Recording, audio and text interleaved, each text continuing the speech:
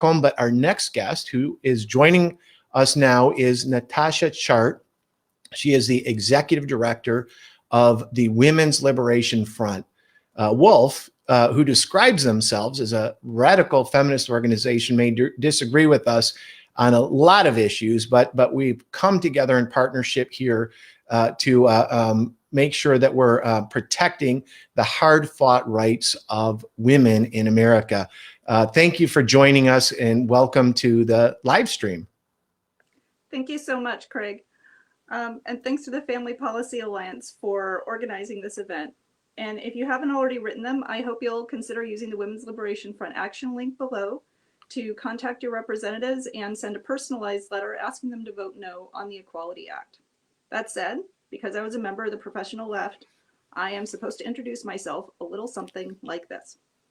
As a bisexual woman on the autism spectrum and a supporter of full reproductive sovereignty for women, I was surprised to find myself fired in 2015 from my job as a reproductive health campaigner with a progressive organization for opposing the sex industry and the harassment of lesbians by straight men claiming to be lesbians themselves.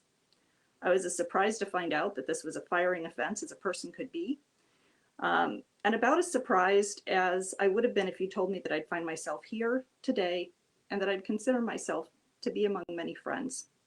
I haven't changed my political ideals much, but as I've talked to so many people that I had once learned to be afraid of, I've become a lot more concerned about how afraid of each other we have all become.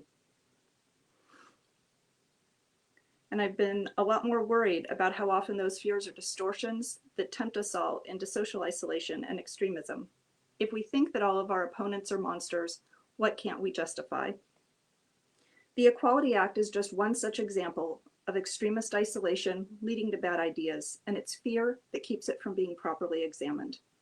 It's a firing offense on the left to question gender identity, and it's only gotten worse in the last 5 years.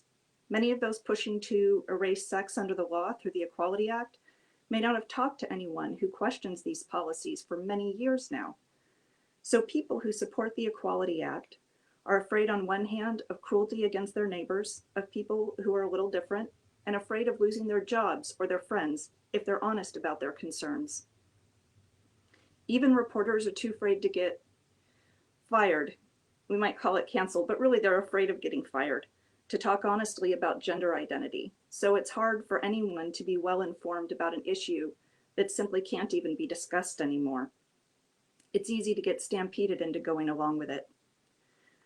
Wolf conducted polling last year, though, that shows large majorities of American voters support the Equality Act when it's just described as anti-discrimination legislation, probably most of them believing that it's the best way to help their fellow citizens. They have good motives.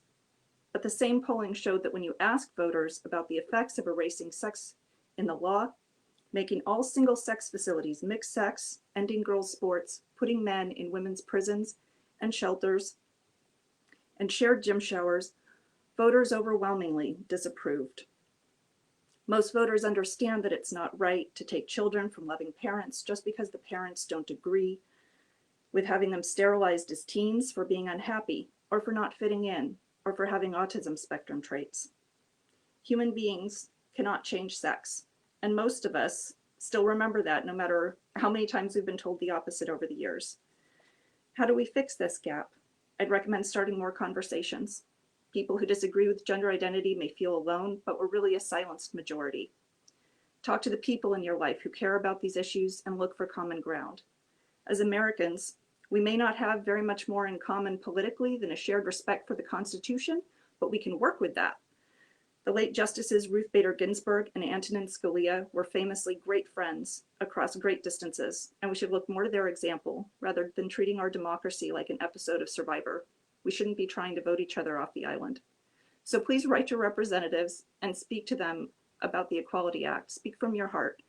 Even if you don't think they'll listen, even if they don't listen this time, just keep trying, and we'll all build a habit of engaged citizenship together. After a difficult and lonely year, facing a law that could make speaking truth a hate crime, the value of connection with other people has never been more clear. I hope you'll join me in resolving to face these challenges by encouraging each other to better citizenship, deeper friendships, and more honest conversations. And to find out more about the work we're doing to advocate for women and girls, contact us at womensliberationfront.org or follow us at Women's Lib Front on Twitter and Instagram. Thank you so much.